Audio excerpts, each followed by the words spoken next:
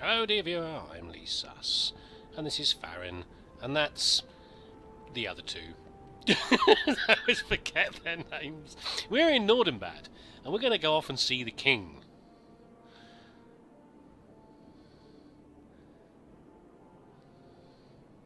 Here, sire, are those I spoke of. Allow me to present a kinsman, Farron of Erebor, and also Andriel and Eridan, his companion. That's them.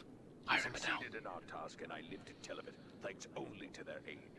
You are most welcome here, kinsman, and no less so your companions, be they man, elf, or eagle.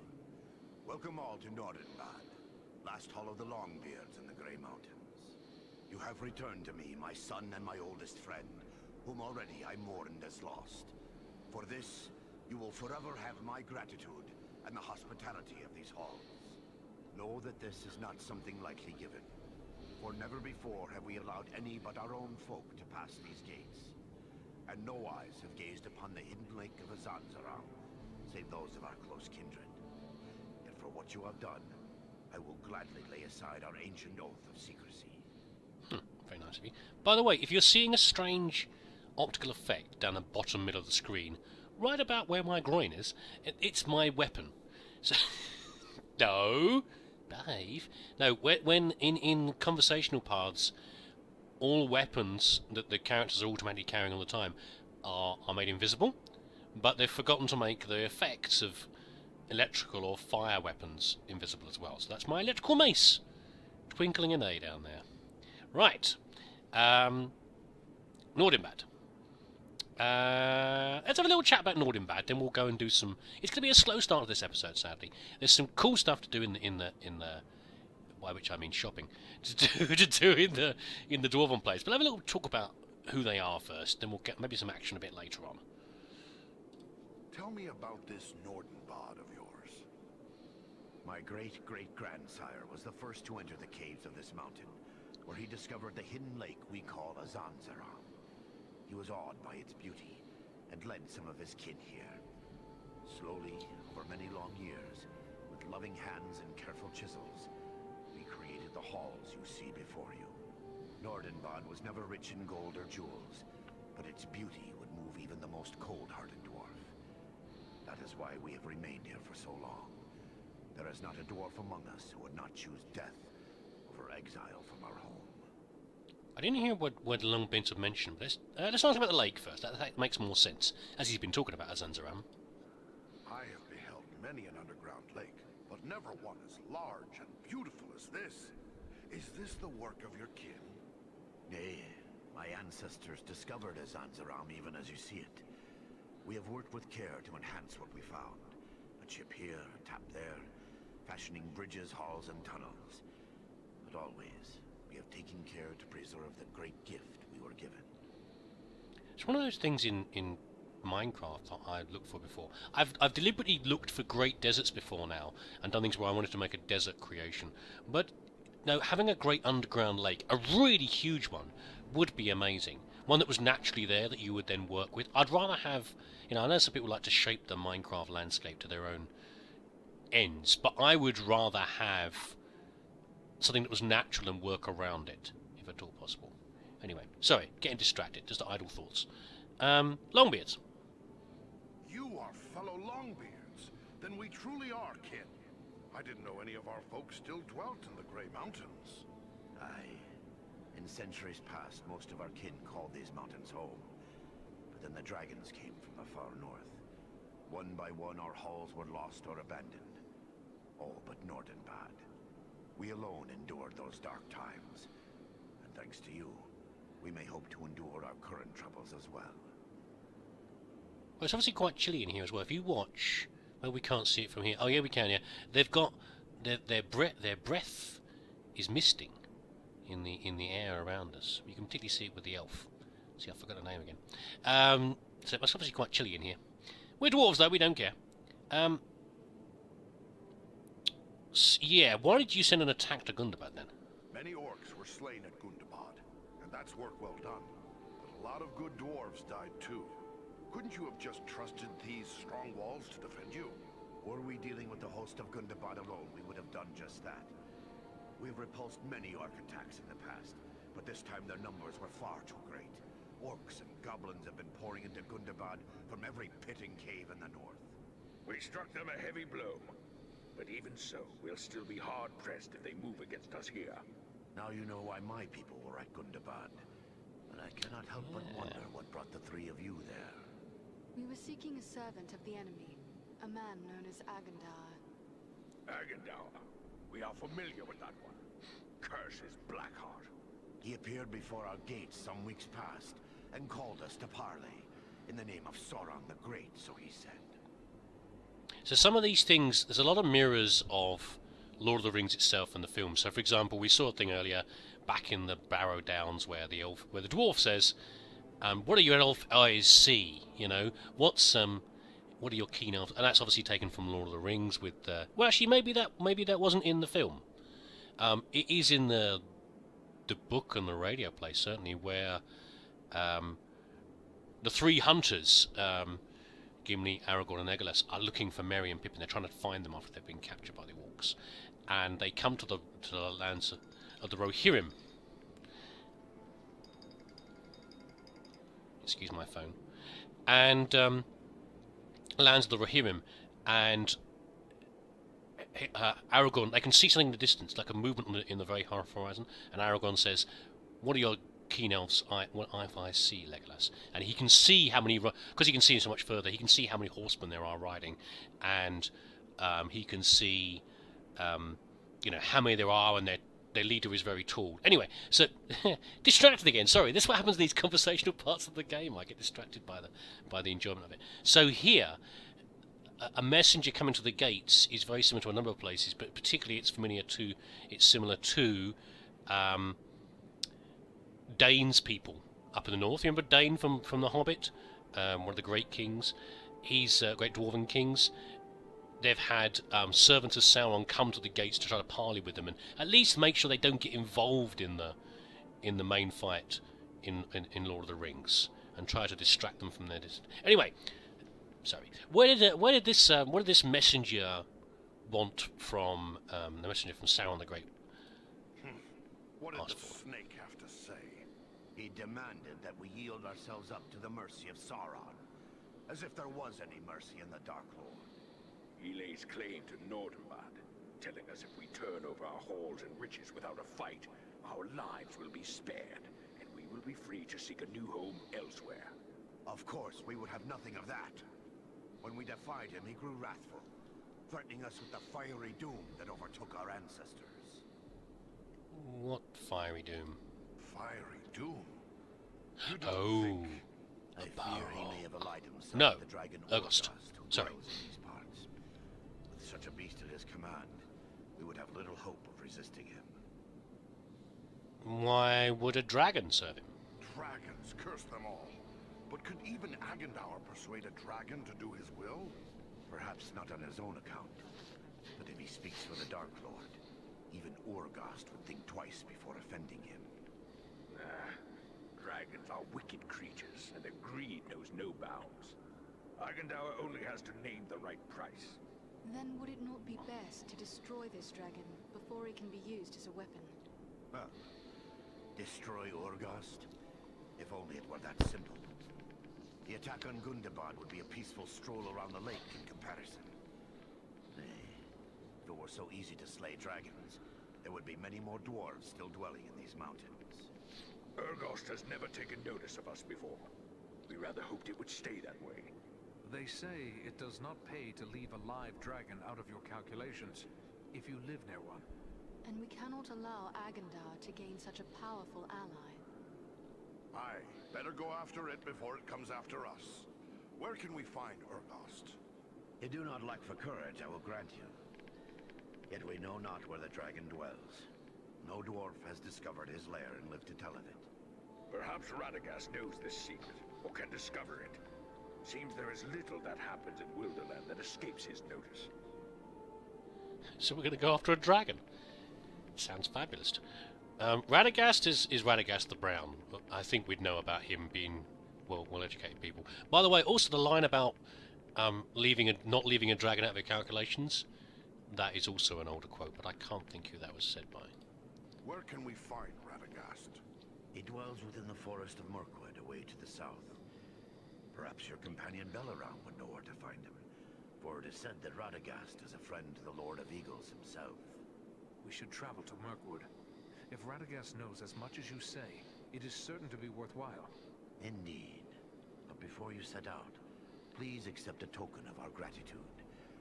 Seek out my steward Galar. I have instructed him to open our vaults to you. I believe you may find something within that will be of service in the days ahead. Mystery cardboard box time. But it's nice, isn't it? I like the lake here, the Mirror. I've been to a few. I do like visiting caves. I've been to a few in various parts of the world, and it's a shame the water textures aren't better in this game. But you can sort of get an idea of what they've tried to do here. It's like a great idea to have a city over a cool lake.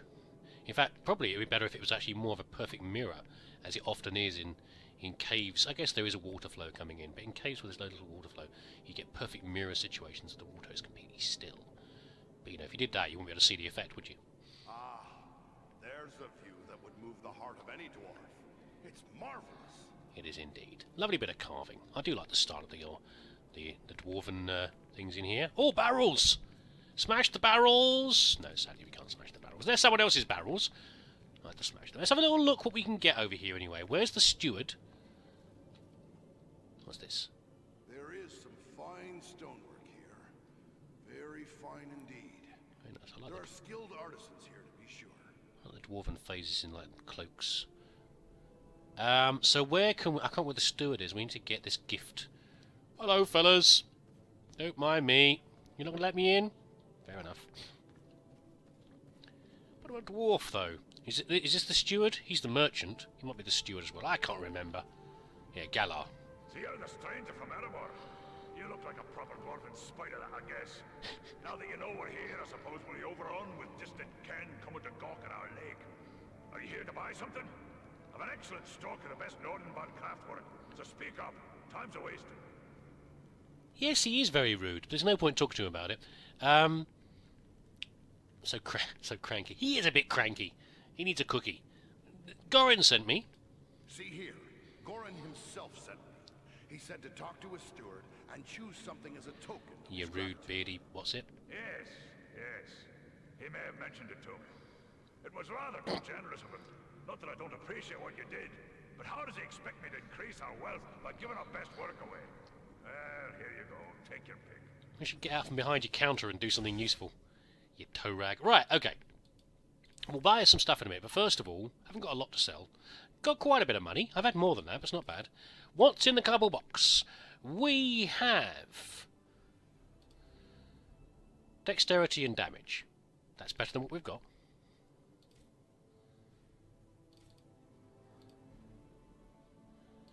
We have better than what we've got, but just plus dexterity. Which is, it depends how much better it is than what we've got already.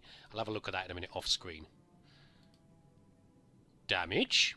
These are all nice. So basically, I'm going to pick the thing that gives me the biggest bonus, obviously, but I'll focus mostly on the armour and some on the damage. And dexterity. So it won't be this one. It's nice because we've got the possible slot there. We do need some new slots for items. But what am I trying to say? Yeah, I don't know. Right, let's have a chat with him a minute. I'm going to look what he's got, and I'll do it off screen. What we're actually going to look at. Shush you. Show us your gear. I'm going to sell off my stuff here. Sell off that and that and that. I've got all these elf stones I can use up. Any spare junk in here that I've got? I don't think so. So how much better is that? It's about, from what I remember, the gauntlets we saw were about 110, so about 40 points better. That's a big difference. That is considerably better. Let's have a look what the sort of thing they've got, though. Should be some good gear. Good gear. I seem to get a lot of adamant. I like adamant stuff. I often get sets of these. This is nice. Helmet's good. Gives us a slot. I've got to factor all this in as well to what I choose from the cardboard box.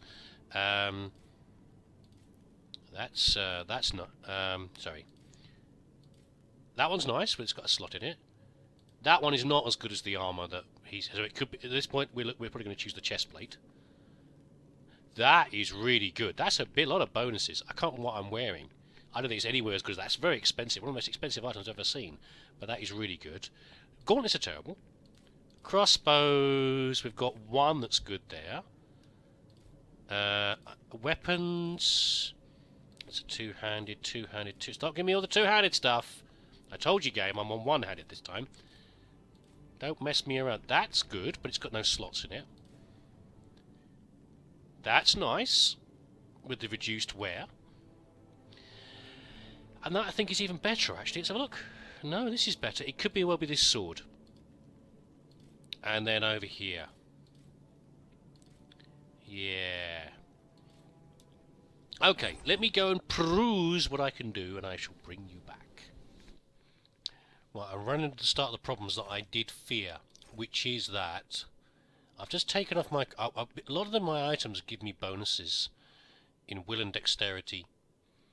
And I'm now starting to run into problems where I can't use certain items. So I just took off this item here. This arbalest.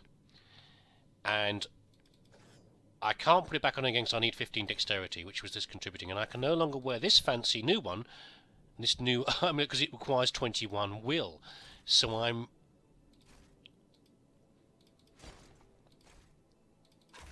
Yeah, I'm running into trouble like that, see?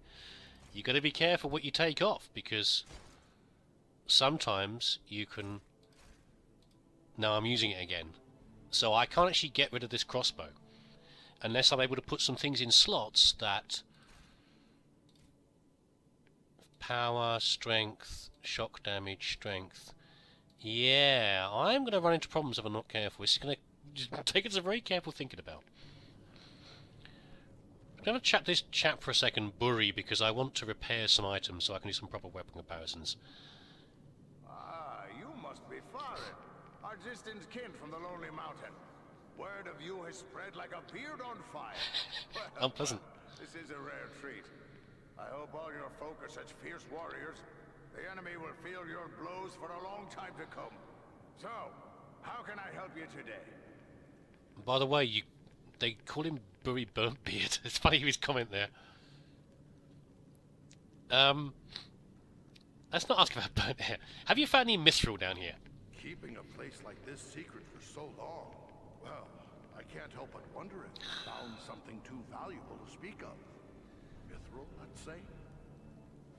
Oh, we've no such wealth as mithril here. Not that I haven't dreamt of finding a vein of true silver. I work iron and a bit of ordinary silver or gold. A few gems here and there. Mostly we hide to escape the notice of the dragons. Bad blood between dwarves and dragons as well, you know. And then there's all the orcs. Ah, but I dream of a day when we could trade for finer goods. I've been working on a silver belt studded with crystal, with a special mount for the gem I crave above all others. The gem that comes from no mine. This is obviously why I'm asking this, because there's a side quest here. Oh, I forgot. I've got to find these items. Okay, let's concentrate. You mean pearls? What dwarf doesn't have a love for that treasure? It's pearls. Comes from no mine. Pearls! The most perfect and beautiful of precious things. How they glimmer and gleam. I've hoarded a small handful of white pearls, but even those won't satisfy me for this belt. My dream of perfection is nothing less than the fabled Black Pearl. I've heard rumor of them, but I fear I'll never see one. Perhaps I can find one for you. Leave it to me, kinsman. That's in the next zone I'm going to. These parts, I'll bring it to you. Mighty good of you. You'll find me generous should you return. I mean, when you return. Anything Nice. else I can do It's for a you? fetch quest. It's fine. We can do that. I'm not going to ask about this. We're going to ask you about the Western S items. Here, Burry. You might find these old relics interesting. What do you make of them? Well, now, I'm no law master, but these look to be the work of men. Ancient, beyond a doubt. Superb work. Some of the finest I've seen. Perhaps even the work of Western S from Numenor, that now lies beneath the sea. I could put these together into a single yes, please. weapon for you. And a superior weapon it would be. Mind you, I'd be applying my own craft to it, so it'll also have the qualities of a dwarf weapon. And that would differ from an elven smith? That's the way of it. An elven smith would bring certain qualities to the work if he were to put this together. But I think you'll be satisfied with what I can add as well. Well, I think so. I am a dwarf. Right, please go ahead. I could ask for no more than the craftsmanship of a newfound kinsman. Go ahead, if you please. It'll be a pleasure to work on something new. Or ancient, in this case. Rest your heels while I get to work on this. There you go. That's a weapon that begs for an enemy to feel its wrath. May it serve you well against that foul, orc-loving Agendour. You orc lover. Right. I'll come back to repairs in a minute. Thank you. Let's have a little look at what he's made for us. Magnificent work, Bury. What is it, though? Even the mastersmiths of Erebor could have done better. You have my thanks. Right. Let's choose what we can get from this Bury here. Well, that's a great choice. Bury's staff, which I can't use.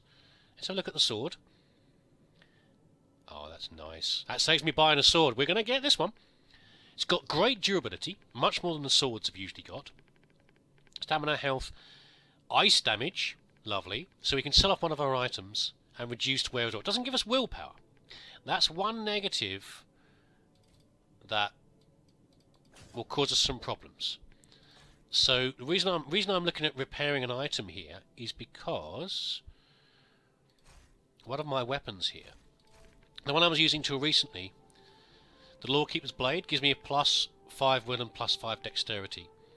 I'm actually using this one right now anyway, which also gives me +4 will. I'm worried that if I take one of these off, well, I'm going to sell this one and repair this one is what I'm going to have to do, I think. I won't be able to use some of my items that require high will, so I need some will lore stones, which are completely random. There's no guarantee that I'm going to get them. Or my next 2 levels, I want to pump a load into will. I've not been caught quite in this situation before now. But it's unpleasant. Let's see what happens. So we can no longer use this, see? So I've got a great weapon that I don't think I can use right now. Okay, we are not in bad a position as I thought we would be. So, quick summary: the problems with all the willpower, dexterity, and everything else. I've got no money left almost because I've spent so much. Some of these things are very expensive. For example, this crossbow was 3,500. The amulet was 3,500. My 20k is mostly just gone, and I haven't sold a lot of stuff on. But there we go. So, I can't wear these boots right now. These better ones because I need the willpower bonus from these boots here. But by doing that, it allows me to use Bury's sword, which is good, and I can still use the amulet. I can't use this crossbow yet, though, which is considerably more powerful. But then we don't use crossbows very often, so that's not a massive issue. So we can't use that right now because at the moment I've got. In fact, even if I take this crossbow off, I have to put these shoulder guards on, the outfit ones on, to allow me to use it again, because, it's like the weapons are supporting themselves with their own bonuses. It's frustrating, but it's not that bad. Also, by the way, I chose Bury's chest guard, which is nice as well. So we're alright. Also, looking at this over here, my willpower is actually buffed up to 21. But what I can do, if you imagine that I take off one of those 3 willpower items, I can put... I can use my next level, which I'm nearly at. Actually, look at this. Look, I'm only 50 away. I can use my next level just purely on willpower to make sure I can use everything. Frustrating, but that's the way. That's what happens when you do min-maxing. Well, not really min-maxing, but there we go. Guys, are you going to talk to me? Did you not talk to the same dwarvish as me? So we're done here anyway. We're done at this bit. God knows how long I've taken. Possibly this entire episode is just me shopping. Hello? Hi? No? Anybody? Hello? Walls? Nobody shapes stone like a dwarf. Well, it's the only thing willing to talk to me right now. Little glimpse of the interior. What's that? You've got candles up there, have you? Yeah, I imagine you would make soot marks on the wall there if you did that, but there we go. That's the dwarves go up there and scrub it clean every day.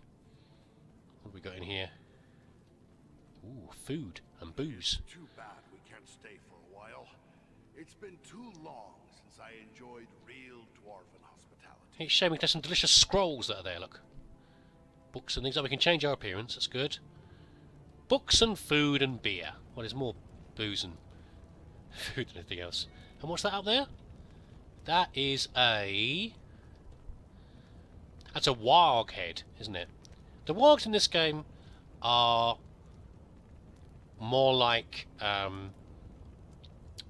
Well, I don't think the Tolkien wargs are ever that clearly described. They're just big wolves, aren't they, really? These are more like the Peter Jackson wargs, like a bit like a hyena thing.